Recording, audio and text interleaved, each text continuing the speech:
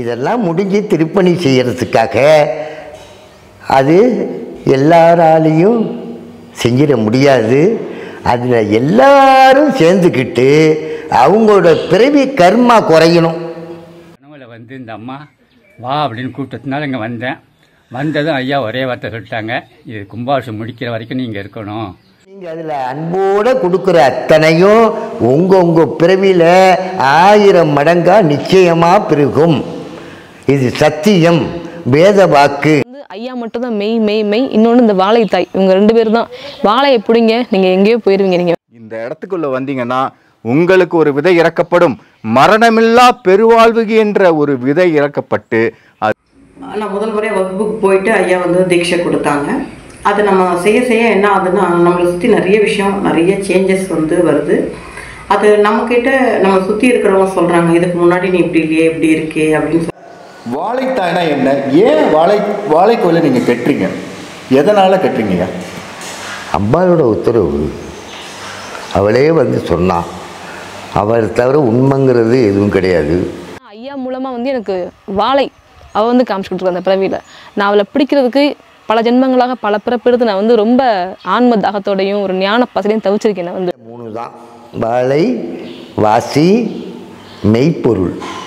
இந்த 3 எந்த உயிர் தெரிஞ்சுக்குதோ அது தன்னைத்தானே அறிஞ்சிடும், தன் வழியை தானே வகுத்துக்கும். இந்த திருப்பணியை தற்போது முடியும் தருவாயில் இருக்கின்ற காரணத்தால் நாம் அனைவரும் ஒன்றிணைந்து ஐயாவுடன் சேர்ந்து ஒருங்கிணைந்து பாடுபட்டு இந்த திருப்பணியை முடிக்க அனைவரும் முயற்சி எடுப்போம். குருவை தேடி சிஷ்யன் செல்வான் என்பது நிலை மாறி சிஷ்யனை தேடி குரு வந்தார். ஒரு 15 பேர் ஒரு 30 பேர் சொல்லிட்டாங்கன்னா உடனே சாப்பாடு ரெடி ஆகிடும். எங்களுக்கு தேவை அவங்களுக்கு அன்னதானம் கொடுத்துக்கிட்டே இருக்கணும், அவங்க சந்தோஷமா சாப்பிட்டு போகணும். உங்களுக்கு அதில் போர் ஐயோ எதுவுமே கிடையாது. எத்தனை பேர்னாலும் நாங்கள் சமைக்க ரெடி. சாமி கும்பிடுறோம், அதுதான் ஆன்மீகம் அப்படின்னு நிறைய பேர் நினச்சிட்டு இருக்காங்க. அதெல்லாம் உண்மை கிடையாது. மிகப்பெரிய கோயில் கட்டிகிட்டு இருக்காரு. அவர்கிட்ட உபதேசம் ஏற்ற அனைத்து அன்புள்ளங்களும் இன்னும் கொஞ்சம் அதிகமாக முன் இதுக்கு உதவி செஞ்சால் அந்த பணிகள் சீக்கிரம் முடிவடையும். உபதேசங்கள் அவருக்கு தீட்சை பிறகு அவர் கொடுத்த பஞ்சாட்சர மந்திரத்தை விளக்கத்து பிறகு எனக்கு ஒரு தெளிவு வந்துச்சு, ஒரு ஒரு ஒரு ஒரு நிறைவாக இருந்துச்சு எனக்கு. வாழை என்னுள்ளே இருந்து நான் அவ்வப்போது சில கவிதைகள் எழுதுவேன். அதை எழுதும்போது என்னுள்ளே இருந்து அவளே அந்த வார்த்தைகளை எடுத்து கொடுப்பார். அதன்படி அதை எழுதின கவிதைகள் அருமையாக இருப்பதாக அனைவரும் சொன்னார்கள். ஸ்ரீ அகஸ்தியரின் பொதிகை மலை அடிவாரம். அன்புடையீர், இங்கு அமைய உள்ள ஆசிரம் அன்பையே அடிப்படையாக கொண்டு சித்தர்கள் வழியில் யோக ஞான சாதனைகள் பயில்வதற்கு அன்னையின் அருளாணையின் வண்ணம் அன்பு திருக்கோயில் அமைக்க உள்ளது. அகத்தியர் வாழும் தவ பூமி இப்பொதிகை மலை. நம் ஆசிரம் சித்தர்கள் காட்டும் அன்பு வழியில் யோகம், தியானம், தவம் செய்யும் அனைவருக்கும் சொந்தமானது. உடல், உள்ளம், உயிர் என 3ஐயும் உறுதிப்படுத்தி ஆரோக்கியமாக வாழ்ந்து இறையருள் பெற வழிகாட்டும் அன்பு மார்க்கமே இந்த ஆசிரமத்தின் செயல்பாடு. இங்கே அனைவரையும் கட்டுப்படுத்தி அருளாட்சி செய்பவள் வாலை அன்னையை தவிர வேறு எவரும் இல்லை. ஆணவம், அகங்காரம், பொறாமை, பழி போன்றவைகளை அகற்றிவிட்டு அன்பையே கடைபிடித்து தவ சாதனைகள் செய்ய இங்கு வாருங்கள். வாலை அன்னையின் ஆணைப்படி அன்பு திருக்கோயில் அமைத்து குரு சேவை செய்து அன்னையின் அருள் பெற்று அன்பே சிவமாய் வாழ வாருங்கள். அன்னை அருளினை அனைவரும் பகிர்ந்துண்டு அன்பினால் ஒன்றிணைந்து இங்கு இறையருளால் நடைபெறும் தெய்வ திருப்பணி முடிப்போம் வாருங்கள்.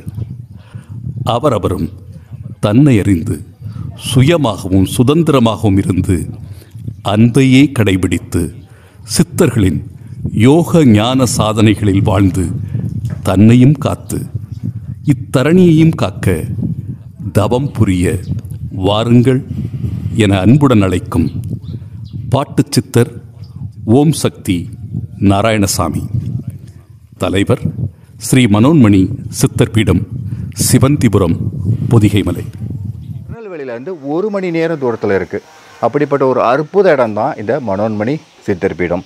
இங்கே இந்த இடத்துல வாழைத்தாய்க்கு ஒரு அற்புதமான கோயில், அதை தவிர அகசீசி பெருமானுக்கு ஒரு அற்புதமான கோயில், ஐயப்ப பெருமானுக்கு ஒரு அற்புதமான கோயில், இப்படி பல கோயில்கள் உருவாகிட்டு இருக்கிற ஒரு புண்ணிய பூமி, சித்தர்கள் வாசம் செய்யும் ஒரு அற்புத இடம். வாழைத்தாய் குடியிருக்க போகிற ஒரு கோயில், 100 அடி உயரத்தில் இந்த வாழைத்தாய்க்கு ஒரு அற்புதமான ஒரு இடம் வந்துக்கிட்டு இருக்குது. அது எல்லாத்துக்குமே சேர்ந்து ஒரு நிகழ்வாக தான் இன்றைக்கி பதிவுகள். முதல்ல இந்த இந்த இந்த நிகழ்வுக்கு மூலகர்த்தாவான என்னுடைய குரு பாட்டி சித்திரையா அவங்க பேசுவாங்க. அதுக்கப்புறம் நிறைய அன்பர்கள் அவர்களுடைய தன்னுடைய அனுபவம், தான் எப்படி இந்த ஊத்தை சடலத்தை விட்டு நான் மாறி மரணமில்லா பெருவாழ்வு நான் எப்படி அடையணும், அதுக்கு கிடைச்ச அந்த சந்தோஷம், எப்படி இந்த மிஷனோட எல்லாரும் சேர்ந்து பயணிக்கிறாங்க, இது அத்தனைக்குமே வித்தா இருக்கிற இந்த ஒரு அற்புதமான வாழைத்தாய், இந்த எனர்ஜி ஸ்பேஸ், இந்த ஸ்பேஸ்க்குள்ளே வந்தால் நான் சத்தியம் சொல்கிறேன், இந்த இடத்துக்குள்ளே வந்தீங்கன்னா உங்களுக்கு ஒரு விதை இறக்கப்படும், மரணமில்லா பெருவாழ்வு என்ற ஒரு விதை இறக்கப்பட்டு அது அது அரும்பாகி மொட்டாகி பூவாகி மலரும். அந்த ஒரு அற்புதமான இடத்துக்காக தான் இந்த நிகழ்வு. இந்த வாழைத்தாயோட ஆசீர்வாதத்தை நம்ம பெறுவோம். மேலும் மேலும் ஒவ்வொரு நிகழ்வுகளாக நம்ம இதை பற்றி பார்ப்போம். வாழைத்தாய்னா என்ன, ஏன் வாழைக்கோயிலை நீங்கள் கட்டுறீங்க, எதனால் கட்டுறீங்க? அம்பாளோட உத்தரவு. அவளே சொன்னான். அவளை தவிர உண்மைங்கிறது எதுவும் கிடையாது. அவளை உணர்ந்தமும், அவளை வணங்கணும், அவளை எல்லாரும் வணங்கி அவளை பெறுறதுக்காக இங்கே அவளுக்காக ஆலயம் அமைச்சிக்கிட்டு இருக்கோம். அவ்வளவுதான். அவளை வணங்காமல் யார்? வாழையை பூசிக்க சித்தரானார். வாழையை வணங்காமல் யாராலையும் பெரியோன் இரவாநிலை சித்தர் அப்படிங்கிற பேரை பெற முடியாது. அதனால தான் வாழை சித்தர்கள் அத்தனை பேரும் தன் குருவாக அவளை பிடிச்சி நமக்கும் அவள் தான் குருன்னு காட்டி கொடுத்துட்டு போயிருக்காங்க. அதை தவிர வேறு உண்மைங்கிறது எங்கேயும் கிடையாது. அந்த உண்மையை இங்கே நிலநாட்டணுங்கிறதுக்காகத்தான் அவளுக்கு இங்கே 96 அடியில் 96 தத்துவங்களை உள்ளடக்கி காயத்ரி, மனோன்மணி, வாழை, கன்னியா, பரமேஸ்வரி அத்தனையும் ஒன்றாக்கி ஒரே உருவமாக இங்கே உருவாக்கிக்கிட்டு இருக்கோம். அதுவும் அவளோட விருப்பப்படி, அவள் ஆணைப்படி தான் இங்கே நடந்துக்கிட்டு இருக்கு. ரொம்ப சந்தோஷங்க ஐயா. இன்னொரு கேள்வி, இதோட துணை கேள்வி. இப்போது இந்த சித்தப்பீடத்தில் எதிர்காலத்தை ஒரு நோக்கு இல்லாமல் நீங்கள் ஆரம்பிச்சிருக்க மாட்டீங்க. எதிர்காலத்தில் இது இப்படிலாம் நடக்கணும், இவ்வளோ அன்பர்கள் பயன்பெறணுன்ட்டு, அதை பற்றி கொஞ்சம் அன்பர்கள் சொல்லுங்கள். நான் இந்தியா பூராவும் சுற்றி பார்த்துட்டேன்.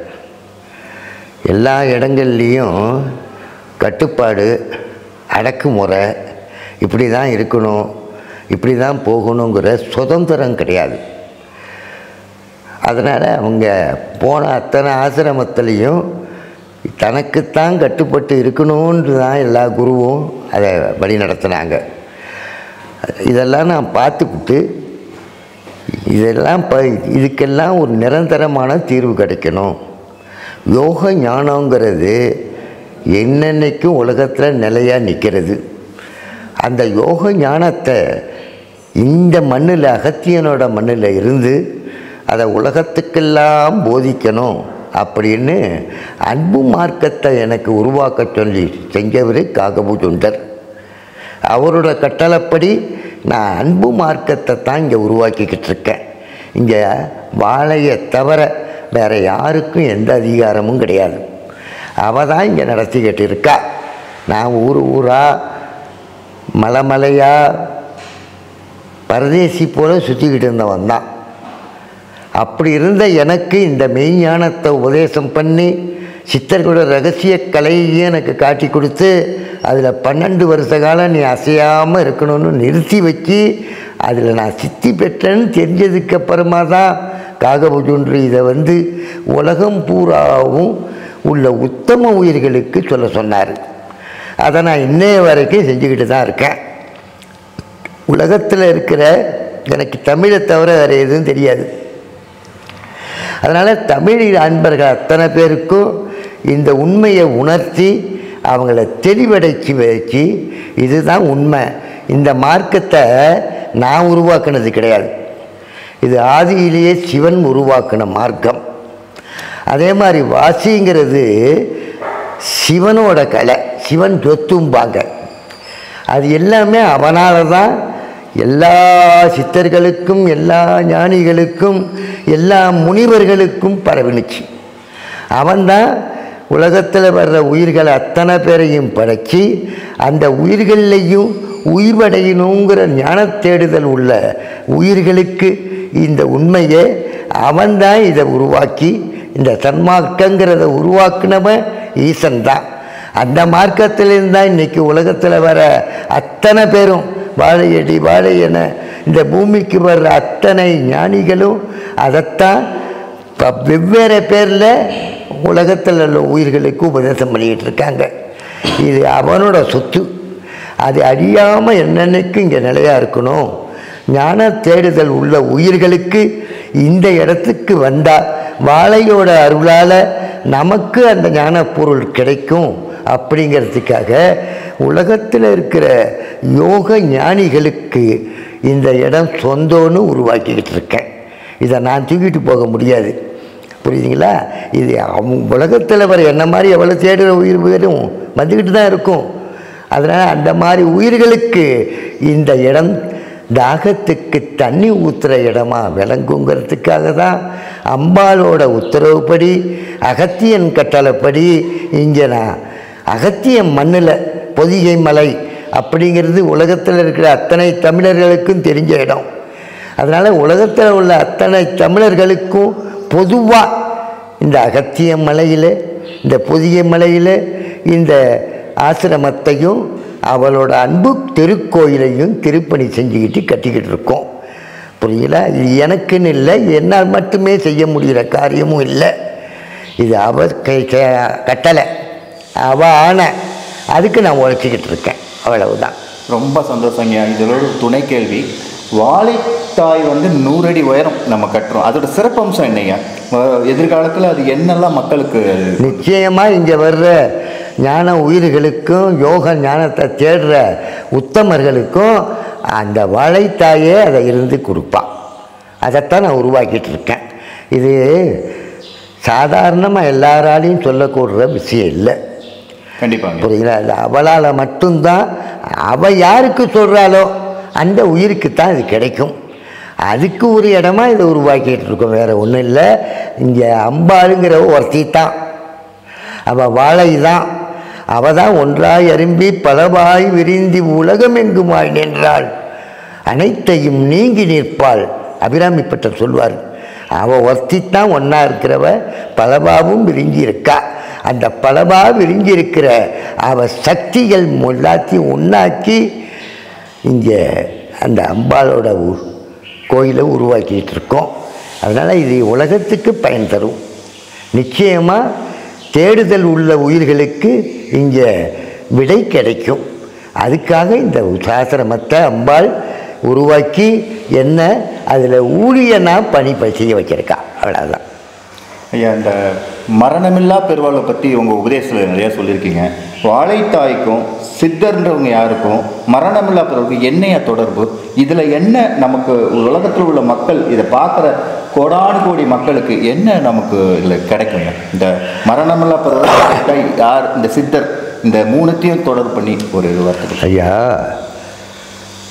உலகத்தில் எல்லா உயிர்களும் கோடிக்கணக்கான ஜீவன்களும் இந்த பூமிக்கு வந்துக்கிட்டு தான் இருக்குது. கரெக்டுங்க. எல்லாருக்குமே பிறப்பை படைக்கிற இறைவன் இறப்பையும் வகுத்துடுறான். ரெண்டுமே அவனாலே படைக்கப்பட்டுச்சு.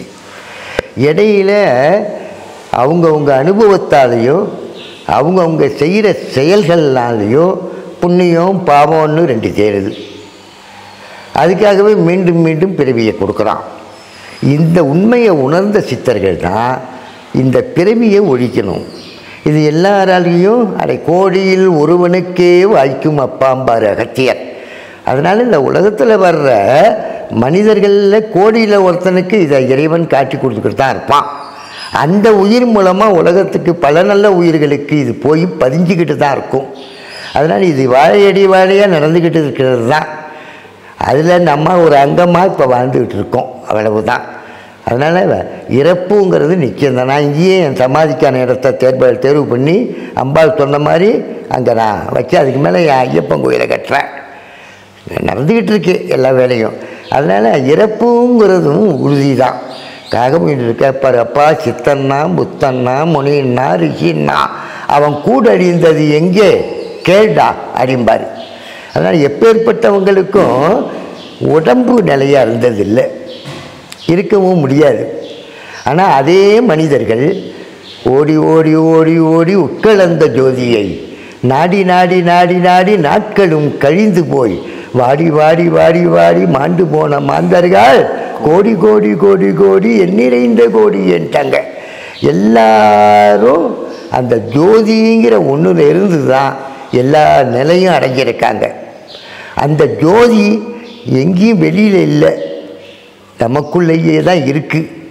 அந்த ஜோதியை சேர்ந்து நுணுக்கமாக அவளை அடையிறதுக்கு வழியாக இருக்கிறவ வாழை. அவள் இல்லாமல் அந்த ஜோதியை நம்ம திண்ட முடியாது. அந்த ஜோதி இருக்கிறதும் அந்த வாழையில் தான். அதனால் அந்த வாழையையே குருவாக ஆக்கி நம்மளை வணங்க சொன்னாங்க. வணக்கத்திற்குரியவன் இறைவன் ஒருவனேங்கு இஸ்லாத்து. ஆனால் சித்தர்கள் அத்தனை பேரும் வணக்கத்திற்குரியவள் வாழைத்தாய் ஒருத்தி ஏம்பாங்க. வணக்கங்கிறது யோக சாதன பயிற்சி. அந்த பயிற்சியைத்தான் வணக்கம்னு சொல்லுவாங்க. வள்ளலார் சொல்ல வணைந்து வணைந்து ஏத்துதும் நாம் பம்மீன் உலகியலீர் மரணமிலா பெருவாழ்வில் வாழ்ந்திடலாம் கண்டீர் புடைந்துரையேன் பொய் புகழேன் சத்தியம் சொல்கின்றேன் சிற்றபையில் பொற்சபையில் புகும் தருணம் இதுவே அப்படிங்கிறார்.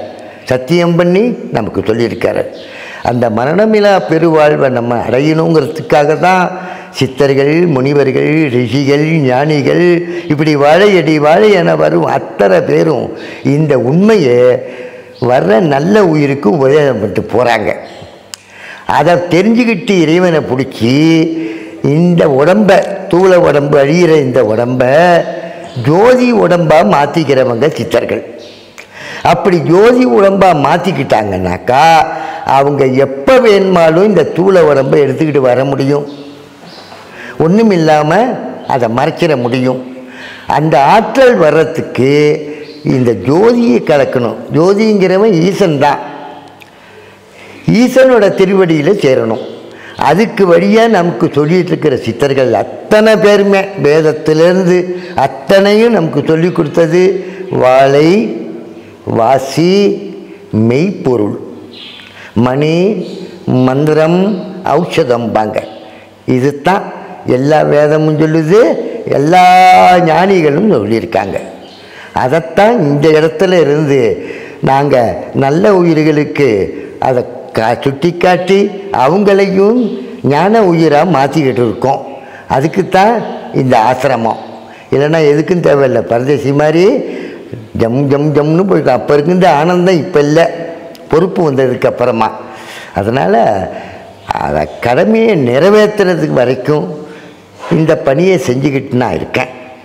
அதுக்கு அவங்க நமக்கு சொல்லி கொடுத்தது இந்த 3 தான்: வாழை, வாசி, மெய்ப்பொருள். இந்த 3 எந்த உயிர் தெரிஞ்சுக்குதோ அது தன்னைத்தானே அறிஞ்சிடும், தன் வழியை தானே வகுத்துக்கும். தான் எந்த பாதையில் போய் இறைவனை அடையணுங்கிற அறிவு அவங்களுக்கு தானாக வந்துடும். அதை நாங்கள் சொல்லி அந்த அறிவார்ந்த உயிர்களை உருவாக்குறதுக்காக தமிழ்நாட்டில் தென் பொதிகை மலையில் அகத்தியனுக்கு ஈசன் கொடுத்த இந்த பொதிகை மலையில் இந்த ஞானபீடத்தை உருவாக்கிட்டு இருக்கோம். இது எல்லாருக்கும் சொந்தமான இடம். யோக ஞானம் உள்ள உயிர் யார் வேணுமாலும் உரிமையோடு இங்கே வரலாம், உரிமையோடு சித்தர்கள் கலையை பயிலலாம். அதுக்கு எந்த விதமான தடையும் இங்கே இருக்காது. இங்கே வெளி வேஷம், ஆர்ப்பாட்டம், கொண்டாட்டம் எதுவுமே கிடையாது. எல்லாம் அவங்கவுங்க இஷ்டம். அன்பாக இருக்கணும். அதை மட்டும்தான் எங்கள் சித்தர்கள் அத்தனை பேரும் சொல்லிட்டு போயிருக்கிறது அதுதான். திருமூலர் சொல்லுவார், அப்பா எத்தனை யோகம் கற்றுக்கிட்டா என்ன, எவ்வளவு ஞானம் நீ பெற்றா என்ன, அன்பு இல்லை என்றால் அவனை அடையவே முடியாதுன்ட்டாங்க. அந்த அன்பை இங்கே நாங்கள் போதிச்சுக்கிட்டு இருக்கோம். அந்த அன்பு மார்க்கத்தை வளர்த்துக்கிட்டு இருக்கோம். அந்த அன்பு மார்க்கத்தில் தான் அன்பு திருக்கோயில் அமைச்சிக்கிட்டு இருக்கோம். அதுக்குத்தான் இருக்கிற வரைக்கும், எனக்கு வயசு 26 ஆயிடுச்சு, இன்னும் எத்தனை காலம்னு தெரியாது, ஆனால் இருக்கிற வரைக்கும் அவளுக்காக, அவள் சொன்னதுக்காக பாடுபடுவேன். இல்லைன்னா உங்களை மாதிரி உத்தம உயிர் இது நல்ல பணி, இதை நம்ம செய்யணும் அப்படின்னு தானாக வந்து செய்யும். எல்லாருமே அதுக்கு ஐயா ஒரு முக்கியமான கேள்வி. கிட்டத்தட்ட 90% முடிஞ்சிச்சு நம்ம கோயில். முடிஞ்சிச்சுங்க, இன்னும் 10% ஒரு 10% தான் இருக்குது. இப்போது கோயில் திருப்பணியில் மக்கள் தன்னை இணைச்சிக்கிட்டா, மக்கள் தன்னுடைய பங்களிப்பு பொருளுதவியாவோ ஏதோ ஒரு உதவியாக பண்ணால் அவங்களுக்கு சில நன்மைகள் கிடைக்கும்ல. உலக மக்கள் வீவிக்கிறதுக்காக உங்கள் வாயிலிருந்து ஓரிரு வார்த்தைகள், இந்த கோயில் பணியின 10% தான் இருக்குது, அகஸ்தீஸ்வர பெருமான் கோயில் ரெடி ஆகிட்டு இருக்கு, அவர்கள் மூலம் ஏதாவது உதவி செஞ்சால் அவர்களுக்கு எப்போவுமே நான் கேள்விப்பட்டாலும் இறைப்பணியோடு நம்மளால் உதவிகள் பண்ணால் சில நன்மைகள் நமக்கு கிடைக்கும். அந்த நன்மைகளை பற்றி மட்டும் சொல்லுங்கள். அப்பா, எத்தனை தர்மம் செஞ்சாலும் சரிதான், எவ்வளவு தானம் பண்ணாலும் சரிதான், திருப்பணியை முடிக்கிறது தான் பெரிய தர்மம்னு சொல்லியிருக்காங்க. புரியுங்களா அவளுக்கு?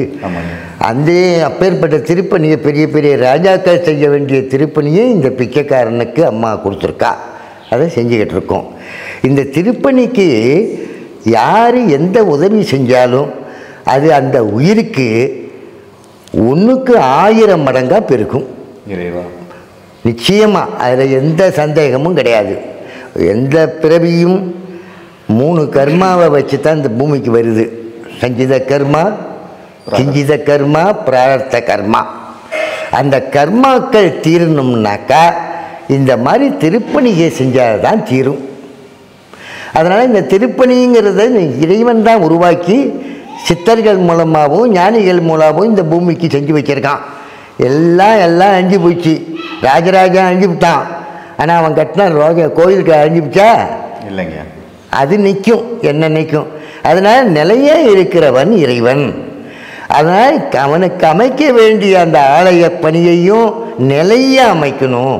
அப்படிங்கிறதுக்காக தான் எத்தனையோ ராஜாக்கள், எத்தனையோ அடியார்கள் பிச்சை எடுத்து கூட கோயில் கட்டியிருக்காங்க. புரியுங்களா? அந்த கோயில் திருப்பணியை நாங்கள் இங்கே பண்ணிக்கிட்டு இருக்கோம். அதுக்கு உலகத்தில் இருக்கிற தமிழ் உள்ளங்கள் உதவி செஞ்சுக்கிட்டு தான் இருக்குது இன்னைய வரைக்கும். இல்லைன்னா 90% முடியுமா? மலேசியாவில் இருக்கிற வாழை வாசி மையம் என்ற பேரில் நம்ம மார்க்கத்தில் இயங்கிக்கிட்டு இருக்கிற அன்பர்கள் அத்துணை பேரையும் இந்த வாழைத்தாய் திருப்பணியை முடிக்கணும்னு முனைப்போடு இருந்து பணி செய்கிறாங்க. அவங்களால தான் இங்கே அந்த வாழை திருப்பணி இன்னைய வரைக்கும் நடந்துக்கிட்டு இருக்குது. இன்னும் கொஞ்சம் 10% முடிஞ்சு போச்சுனாக்கா திருப்பணியை கும்பாபிஷேகத்தையும் அவங்களையே தான் செய்ய சொல்ல போகிறேன்.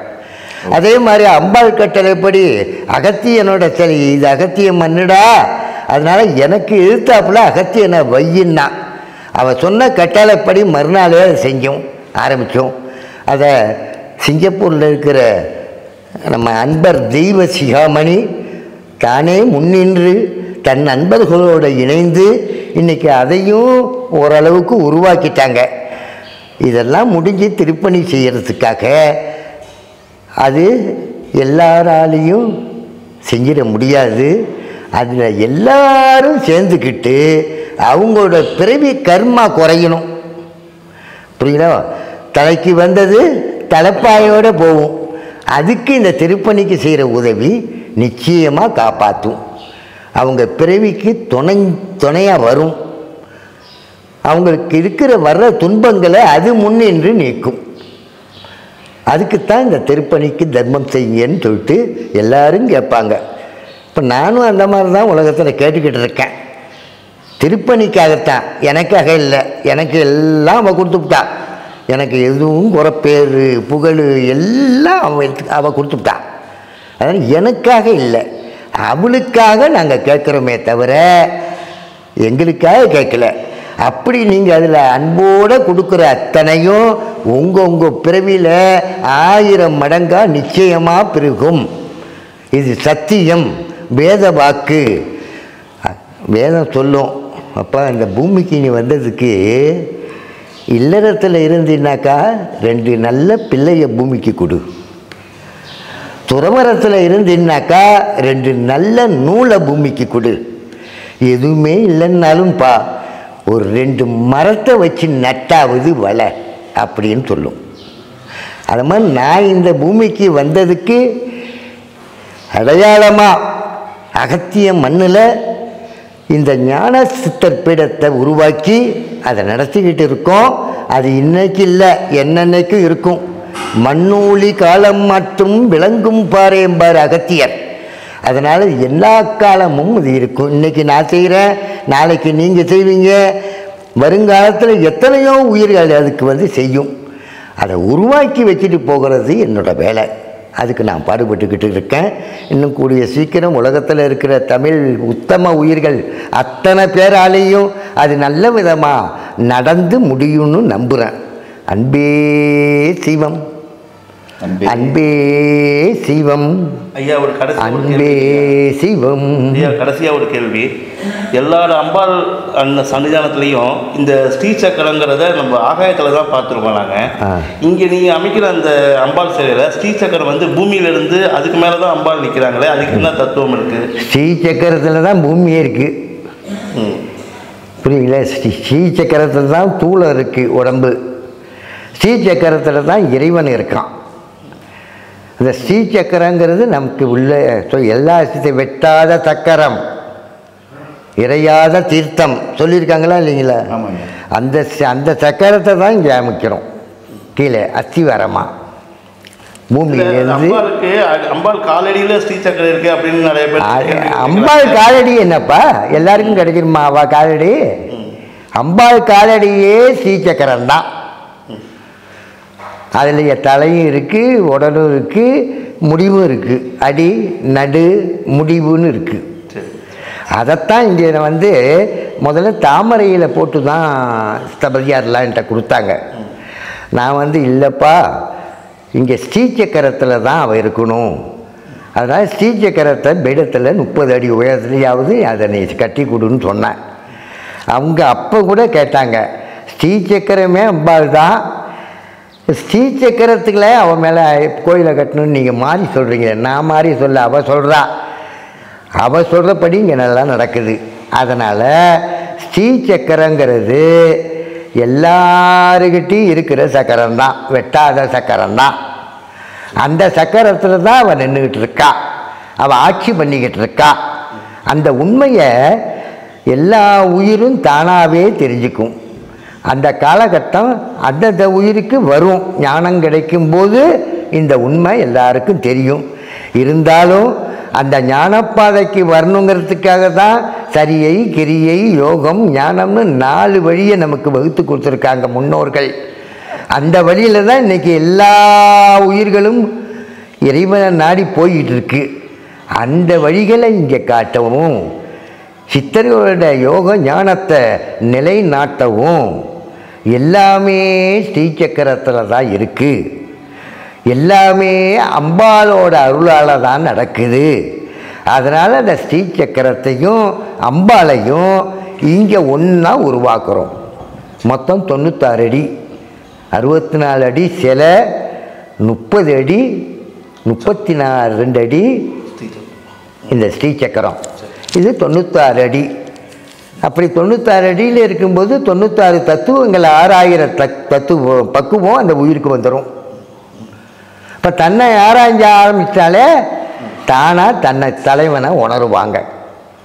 அதை உணர்த்துறதுக்காகத்தான் இங்கே கோயில்னு கட்டிகிட்டு இருக்குமே தவிர, இங்கே வந்தால் வர்ற உயிர் அத்தனை பேருக்கும் தானாகவே தன்னை அறியாமல் சித்தர்களோட வாசியை செய்யணும், சித்தர்கள் சேர்ந்த முறையில் தியானம் பண்ணணும்னு அந்தந்த உயிருக்கு தானாக விளக்கும்.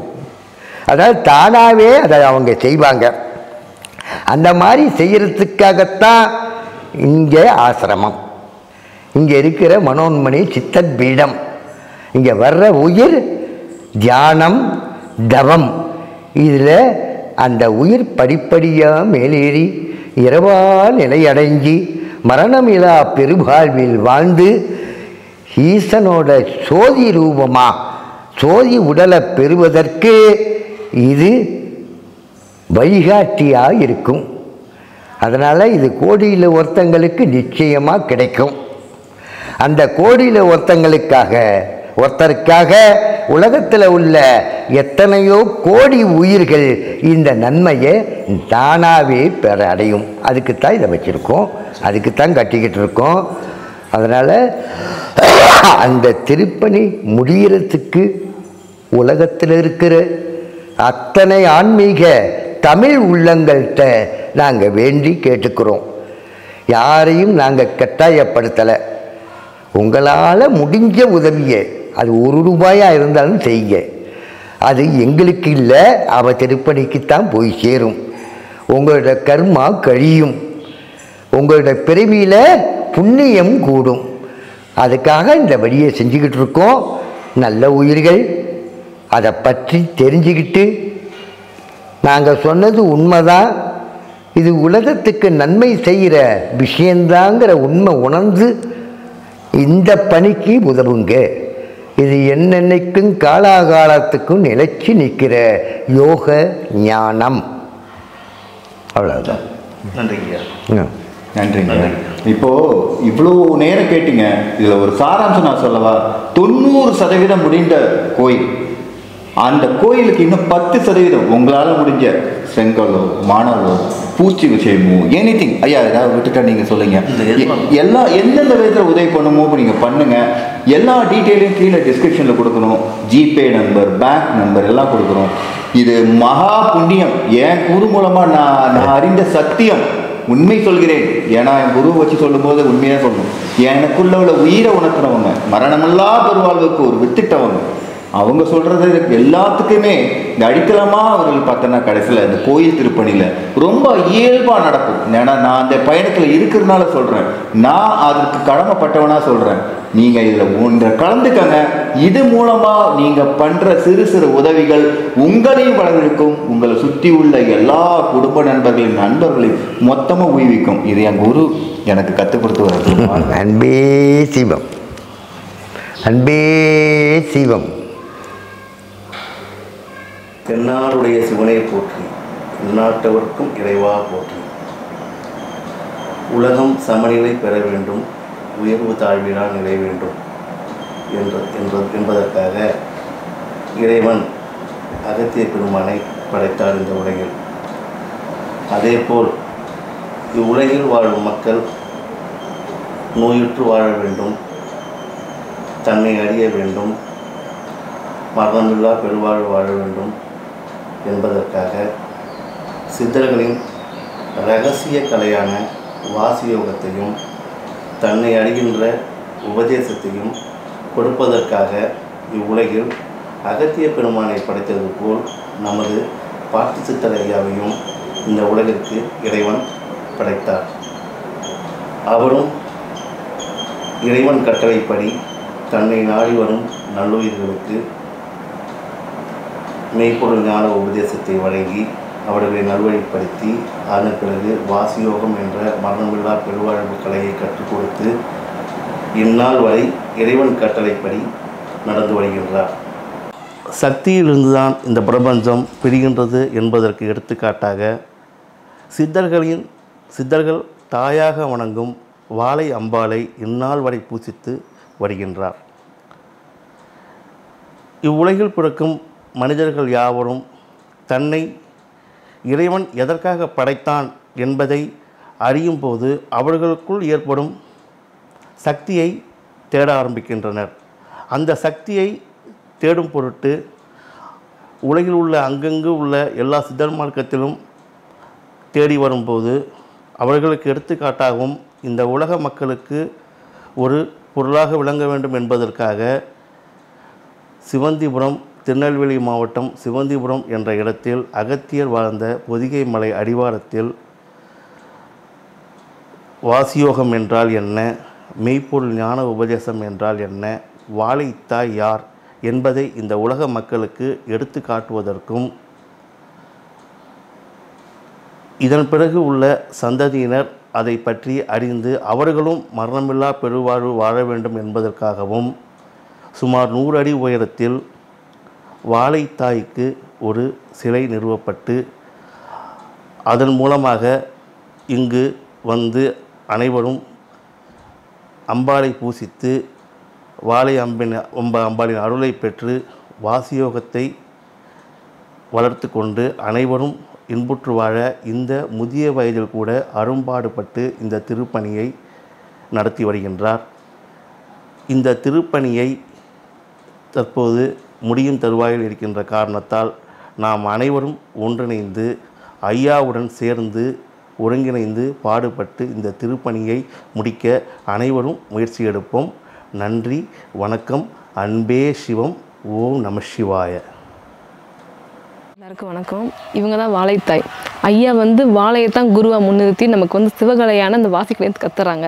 நான் அந்த பயிற்சி எடுத்துக்கிட்டேன். நான் வந்து கிட்டத்தட்ட ஒரு 14 வயசு இருக்கும். அப்போ இருந்து அந்த பயிற்சியில் இருக்கேன். ஏன்னா வந்து பொய் குரு இந்த மாதிரி நான் தேடி அலைஞ்சேன். எல்லாருமே என்னை ஏமாத்தினாங்க. நிறைய காசு பணம் பறிக்கிறது இந்த மாதிரி தான் இருந்தாங்க. ஐயா வந்து அப்படி கிடையாது. என்னோட 25 வயசில் வந்து எனக்கு இந்த வாசி பயிற்சி வந்து கொடுத்தாரு ஐயா வந்து. இப்போ அதை நான் பெற்றுக்கிட்டு எனக்கு தெளிவடைஞ்சிருக்கு. எல்லாமே நான் கேட்காதெல்லாம் எனக்கு கிடைக்கிது. எல்லாம் பணம், பொருள், செல்வம் எல்லாமே, ஞானம் எல்லாமே தான், எல்லாமே எனக்கு கிடச்சிருக்கு. அதே போல் நீங்களும் இங்கே வாங்க, வந்து ஐயா உபதேசத்தை கேட்டு பாருங்கள், உங்கள் வாழ்க்கையே மாறும். இது வந்து ஒரு சாகா கல்வி, சாகா கலை ஐயா வந்து கத்துறாரு நமக்கு வந்து.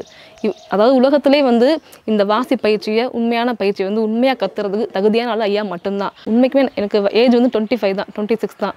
ஆனால் எனக்கு ஐயா வந்து அது காமிச்சார். நான் அண்டத்தையும் உணர்ந்தேன், பிண்டத்தையும் பார்த்தேன் எனக்குள்ள. இது ஒரு உண்மையான அனுபவம் தான். இது மாதிரி எல்லாருமே அனுபவிக்கணும்.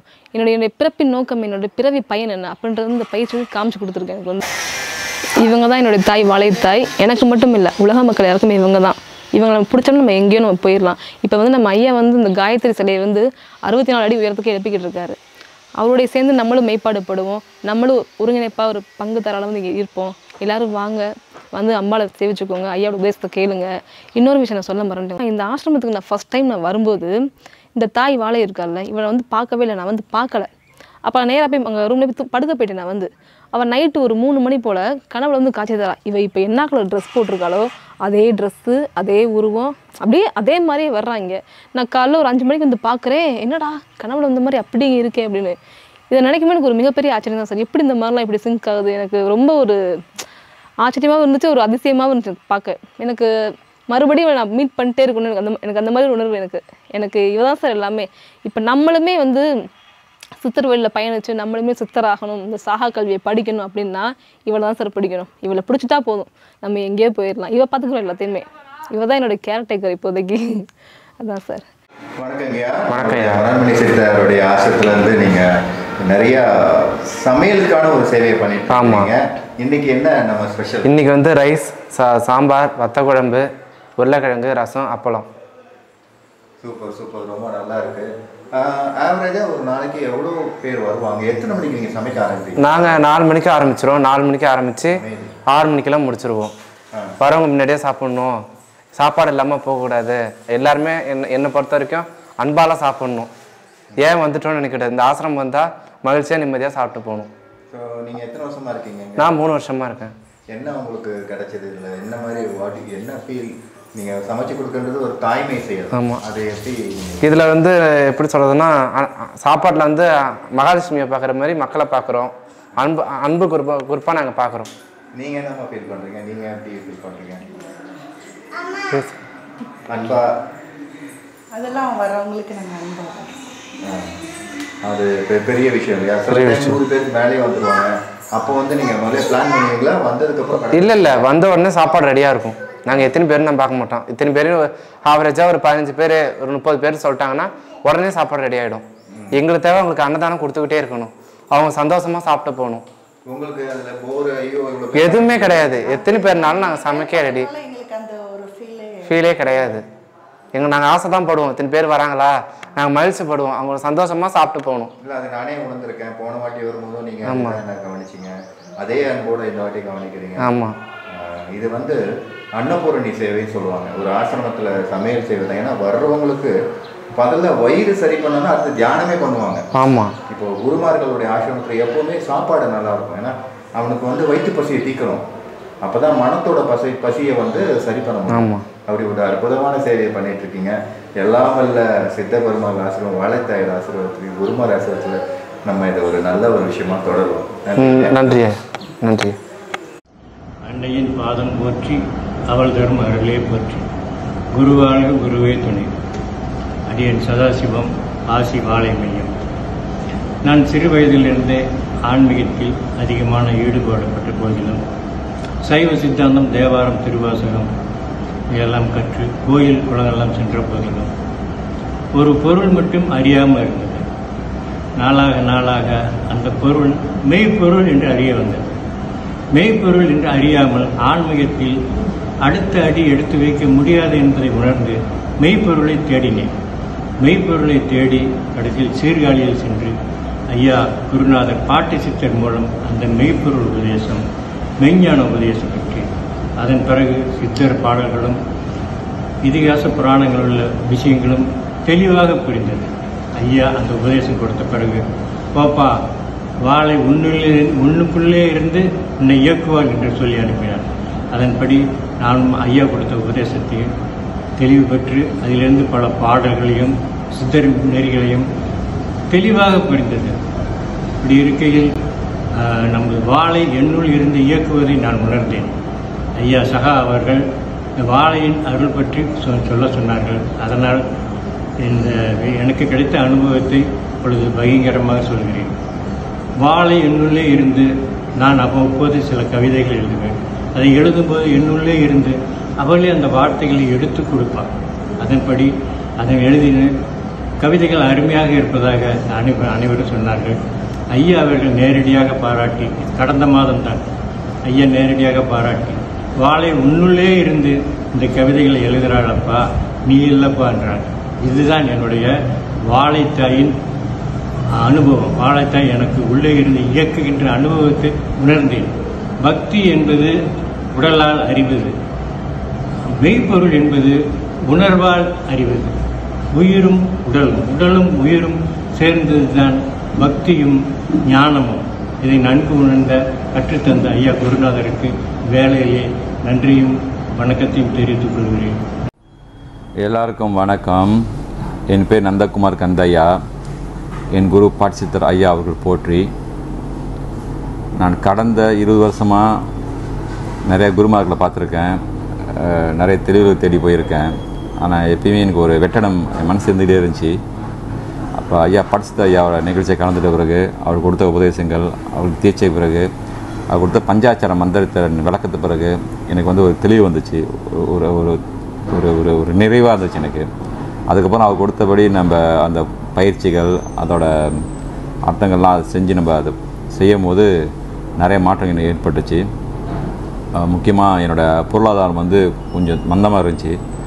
இந்த பயிற்சியை செஞ்சதுக்கப்புறம் ஓரளவுக்கு நிறைவாகி இப்போ ஓரளவுக்கு நல்லா இருக்கேன் இப்போ. ஸோ இது ஒரு ரொம்ப முக்கியமான ஒரு விஷயம் உங்களுக்கும் எல்லாத்துக்குமே. இது தவிர்த்து ஐயா வந்து இப்போ வந்து ஒரு திருப்பூர் சுந்தரி அம்பாளோட சிலை எழுப்பிட்டுருக்காரு. அந்த சிலையை வந்து ஏற்கனவே 80% முடிஞ்சு போயிடுச்சு. இன்னும் ஒரு 20% தான் இருக்குது. அது மலேசியாவிலேருந்து நம்ம எல்லோரும் அன்பர்கள்லாம் நிறைய பேர் அதுக்கு சப்போர்ட் பண்ணி உதவி பண்ணி அதை செஞ்சுக்கிட்டு இருக்கோம். அப்போ அந்த இன்னும் 20% தான் இருக்குது. இந்த வருஷம் கடைசியாக 12 மாதத்துக்குள்ள அது முடிஞ்சிடும். அதாவது அதை ஸ்கெடியூல் போட்டு வச்சுருக்கோம்.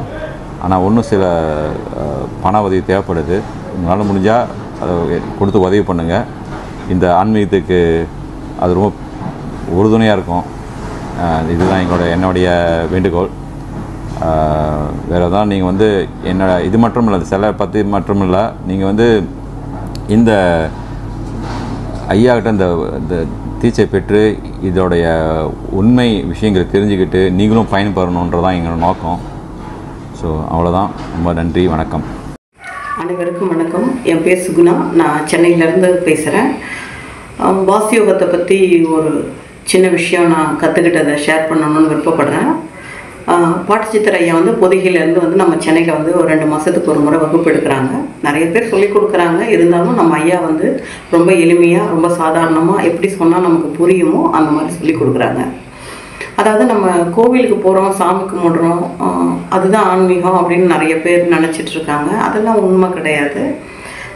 அதுக்குள்ளே இன்னும் நிறைய விஷயங்கள் இருக்குது. இப்போ நம்ம கோவிலுக்கு போகிறோம், ஏன் சாமி கும்பிட்றோம், அதாவது அதுக்குள்ளே என்ன அர்த்தம் இருக்குது அப்படின்றத ஐயா வந்து ஒரு விஷயமும் ரொம்ப தெளிவாக ரொம்ப எளிமையாக எப்படி சொன்னால் நம்மளால் எடுத்து புரிஞ்சிக்க முடியுமோ அந்த அளவுக்கு ஐயா சொல்லி கொடுக்குறாங்க.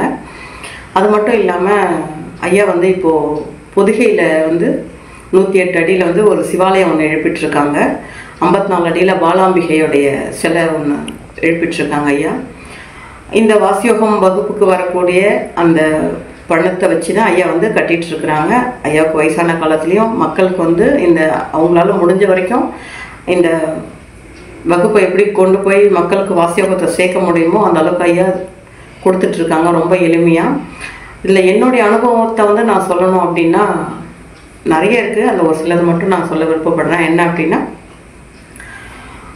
நான் முதல் முறையாக வகுப்புக்கு போயிட்டு ஐயா வந்து தீட்சை கொடுத்தாங்க. அது நம்ம செய்ய செய்ய என்ன ஆகுதுன்னா நம்மளை சுற்றி நிறைய விஷயம் நிறைய சேஞ்சஸ் வந்து வருது. அது நம்மக்கிட்ட நம்ம சுற்றி இருக்கிறவங்க சொல்கிறாங்க, இதுக்கு முன்னாடி நீ இப்படி இல்லையே இப்படி இருக்கே அப்படின்னு சொல்லிட்டு. இன்னும் ஒரு சில விஷயங்கள்லாம் ரொம்ப சக்ஸஸாக நம்ம போகிறதுக்கு முன்னாடி நமக்கு என்ன வேணுமோ நமக்கு என்ன தேவையோ அது வந்து ரொம்ப எளிமையாக ரொம்ப சாதாரணமாக சீக்கிரமாக கிடைக்குது. இந்த பயிற்சி பண்ணும்போது இன்னும் நிறைய விஷயங்கள் வந்து நம்ம புரிஞ்சிக்க முடியுது. ஐயா வந்து வகுப்பில் வந்து ஓம்னா என்ன, ஓங்காரம்னா என்ன, நமசிவாயம்னா என்ன, 10ஆம் வாசல்னா என்ன அப்படின்ற ஒவ்வொரு விஷயத்தையும் ரொம்ப தெளிவாக ரொம்ப எளிமையாக அழகாக விளக்குறாங்க. அது நம்மளால் வந்து ரொம்ப ஈஸியாக புரிஞ்சிக்க முடியும். இப்போ நம்ம எல்லாருமே நமசிவாய சொல்கிறோம், நமசிவாயனா என்னன்னு எத்தனை பேருக்கு தெரியும் அப்படின்னு தெரியல. அதுக்கான விளக்கங்கள் வந்து ஐயா வந்து ரொம்ப எளிமையாக கொடுக்குறாங்க. மந்திர தீட்சையும் கொடுக்குறாங்க. அதனால் முடிஞ்ச வரைக்கும் எல்லாரும் இந்த வகுப்பில் வந்து கலந்துக்கணும் அப்படின்றது என்னுடைய ஒரு சின்ன புரிதல். நன்றி, வணக்கம். ஐயா இப்போ இந்த நடத்தி அதாவது பின்வரும் அவர் காலத்துக்கு பின்னாலேயும் வர்ற மெய்யன்பர்களுக்கு வசதி வழிகாட்டும்படி அந்த கோயில் பணி ஏற்று நடத்திட்டுருக்காங்க. வாழையம்மனுக்கு வந்து சித்தர்களின் தாயான வாழையம்மனுக்கு வந்து ஒரு மிகப்பெரிய கோயில் கட்டிகிட்ருக்காரு. அவர்கிட்ட உபதேசம் ஏற்ற அனைத்து அன்புள்ளங்களும் இன்னும் கொஞ்சம் அதிகமாக முன் வந்து இதுக்கு உதவி செஞ்சால் அந்த பணிகள் சீக்கிரம் முடிவடையும் அப்படின்னு நான் நினைக்கிறேன். நீங்களும் அப்படி பண்ணுவீங்கன்னு எதிர்பார்க்குறேன். நன்றி. ஐயா வந்து பார்க்கும்போது நான் 10 வருஷத்துக்கு முன்னாடி பார்த்தேன். அப்போ திருப்பரங்குன்றத்தில் நான் வேலை பார்க்கும்போது பார்த்தேன். அவங்க வந்து அப்போ எதுவும் சொல்ல முடியாதுன்ட்டாங்க. அதுக்கப்புறம் நான் திருச்செந்தூரில் வேலை பார்க்கும்போது இங்கே இருக்காங்க, கோயில் கட்டுறாங்கன்னு கேள்விப்பட்டு இங்கே வந்தேன். அப்போ வந்து இங்கே வந்தது ஐயா உடனே ஞாபகம் இருக்குது அப்படின்னாங்க. சரி என்ன செய்கிறீங்க, இந்த மாதிரி கோயிலில் வேலை பார்த்துட்டு இருக்கேன்னதும் எங்கேயும் போக வேண்டாம் இங்கே இருந்தாங்க. இந்த சிலை செய்ய ஆரம்பித்தப்போ இருந்தேன். இப்போ முழங்கால் வரைக்கும் இருந்துட்டு ஊருக்கு போனேன். போயிட்டு வந்த பிற்பாடு இப்போ மறுபடியும் எனக்கு கனவுல வந்து இந்த அம்மா வா அப்படின்னு கூப்பிட்டதுனால இங்கே வந்தேன். வந்ததும் ஐயா ஒரே வார்த்தை சொல்லிட்டாங்க, இது கும்பாபிஷேகம் முடிக்கிற வரைக்கும் நீங்கள் இருக்கணும், அதுக்கப்புறம் என்னை மண்ணில் போட்டுட்டு நீ எங்கே வேணாலும் போ அப்படின்ட்டாங்க. அதனால் இப்போ நான் சேவையாக அங்கே உட்காந்துட்டேன். இப்போ கோயில் வேலையும் பார்த்துக்கிட்டு அந்த கட்டு வேலையும் பார்த்துக்கிட்டு எல்லாத்தையும் பார்த்துக்கிட்டு இருக்கேன் நான். விதி இருந்தால் கிட்டுமடா யோகம் என்று சித்தர்கள் சொல்வார்கள். வாசி யோகமும் எவருக்கு விதி கிட்டியதோ அவர்களுக்கு கண்டிப்பாக கிட்டும்.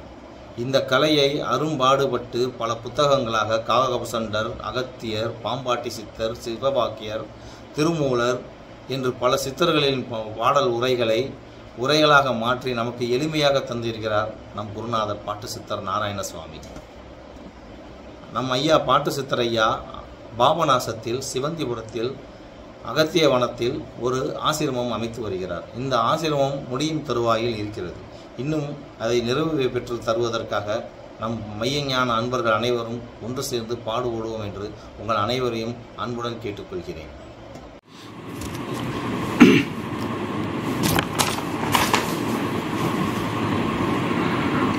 ஹரி ஓம். நற்றால் வாழ்க, குரு வாழ்க, குருவே துணை.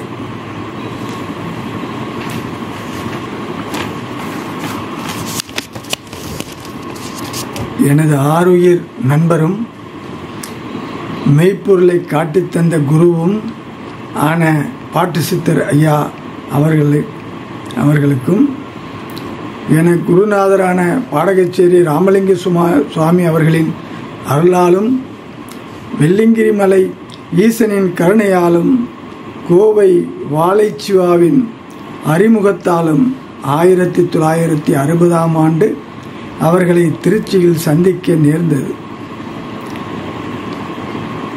குருவை தேடி சிஷ்யன் செல்வான் என்பது நிலை மாறி சிஷ்யனை தேடி குரு வந்தார். திருச்சியிலே நாங்கள் இருவரும் சந்தித்து கொண்டோம். சந்தித்த 4 மணி நேரத்தில் எனக்கு மட்டுமே குரு உபதேசம் செய்து மெய்ப்பொருளை தொட்டு காட்டிய சித்தர்கள் கூட்டத்தோடு சேர்த்து கொண்டார்கள் ஐயா. அன்றிலிருந்து அவர்களுடன் பயணித்து வருகிறேன். திருச்சி வரும்போதும் சரி, சிறுமலையில் நான் இருக்கும்போதும் சரி, இருவரும் சந்தித்துக் கொள்வோம். அவர்களுடன் சதுரகிரி, வெள்ளங்கிரி மலை, மூகாம்பிகை, பாபநாசம் என பல இடங்களுக்கு சென்று அவருடன் தங்கியிருக்கிறேன். ஐயா அவர்கள் மெய்ப்பொருள் உபதேசத்தை தன் உயிரினும் மேலாக நேசித்து ஒரு வேள்வியைப் போல மனமுருக உபதேசம் செய்வார்கள். யோக சாஸ்திரத்தில் சொல்லப்பட்ட அனைத்து தத்துவங்களையும் ரகசியங்களையும் அறிந்தவர்கள் ஐயா. அவர்கள் நெடுங்காலம் வாழ வேண்டும், அவர்கள் கட்டும் ஆலயப்பணி நிறைவடைய வேண்டும், அவர்கள் உபதேசம் செய்து கொண்டிருக்கும் பொழுதே இறைவன் திருவடியை சேர வேண்டும் என்பதே அடியேன் ஈசனிடம் வேண்டும் வரம். அறிவோம் நற்றால் வாழ்க, குரு வாழ்க, குருவே துணை. திருச்சிற்றம்பலம். ஓம் நம சிவாய. தெளிவு குருவின் திருமேனி காண்டல், தெளிவு குருவின் திருநாமம் செப்பல், தெளிவு குருவின் திருவார்த்தை கேட்டல், தெளிவு குருவின் திருவுரு சிந்தித்தல் தானே. அனைவருக்கும் வணக்கம். என் பெயர் முத்து. நான் மலேசிய வாசி மையத்தில் ஒரு உறுப்பினராக இருந்து ஐயா பாட்டு சித்தர் அவர்களின் வாசி யோக மற்றும் மெய்ப்பொருள் உபதேச பட்டறையில் கலந்து கொண்டு பயனடைந்தவர்களும் அடியனும் ஒருவன். திருவருளால் குருவருளை பெறுவது என்பது நமது மரபு. அவ்வேளையிலே இக்குருவின் உதவியால் அடியேன் பல வாசி யோகத்தை பற்றியான நுணுக்கங்களை கற்றுக்கொண்டு அதன் பயிற்சியின் வழியாக பல நன்மைகள் அடைந்திருக்கின்றேன் என்பதில் ஆணித்தனமாக கூறிக்கொள்ள விரும்புகின்றேன். அது மட்டுமல்லாமல் பஞ்சாட்சரம் ஓம் நமச்சிவாய என்ற அந்த பஞ்சாட்சர மந்திரத்தின் உட்பொருள்களை ரொம்ப தெளிவாகவும் எங்களுக்கு புரியும்படியும் இவருடைய பட்டறையில் நான் கற்றுக்கொண்டது ஒரு எனக்கு கிடைச்ச பாக்கியமாக கருதுகின்றேன். இவ்வேளையிலே ஐயா உடைய கனவாக இருக்கக்கூடிய இந்த மெய்ப்பொருள் உபதேசமானது நிறைய அன்பர்கள் இதன் வழி பயனடைய வேண்டும் என்று வேளையில் இறைவனை பிரார்த்திக்கின்றேன். அதே சமயம் ஐயாவின் இன்னொரு கனவாக இருக்கின்ற வாழை அம்மன் தாயின் உருவ சிலை நிர்மாணிப்புக்கு இங்கே மலேசிய அன்பர்களும் அதில் பங்கெடுப்பதை நினைத்து பெருமைப்படுகின்றோம். எல்லாம் அல்ல எம்பெருமான் ஐயாவிற்கு நீண்ட ஆயுளை கொடுத்து இன்னும் அடியன் மாதிரி பல அன்பர்கள் இதன் வழி பயனடைய வேண்டிய வேளையில் பிரார்த்திக்கின்றேன். இவ்வாய்ப்பினை வழங்கிய ஐயா அவர்களுக்கும் அவருடைய மடத்திற்கும் நன்றியை தெரிவித்துக் கொள்கிறேன். நன்றி, வணக்கம். ஓம் நம சிவாய. அம்பே சிவம். குருஜி பாட்டு சித்தர் வணக்கம். எல்லோருக்கும் வணக்கம். இந்த பேர் Ramesh.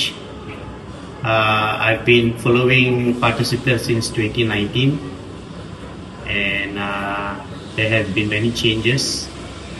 He has shown us the way for Mayporul, which is a very important aspect of understanding how to communicate with yourself, because we are home of God ourselves. If we don't know how to communicate with ourselves, we lose the path towards eternity. I believe it will be, not everybody gets an opportunity to understand and follow this, but if you're given the opportunity, please listen, try to understand the 5 Panjapurams, because they're all part of us, and I wish more people gets this awareness. And we are building a big ashram in Tirunelveli,